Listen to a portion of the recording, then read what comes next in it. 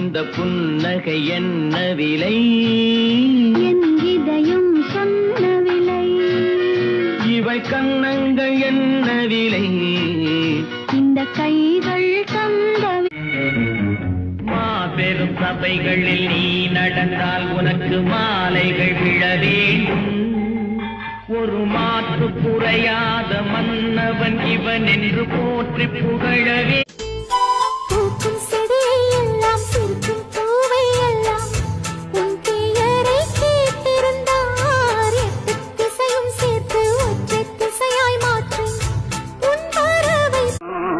வெற்றி மீது வெற்றி வந்து என்னை சேரும்.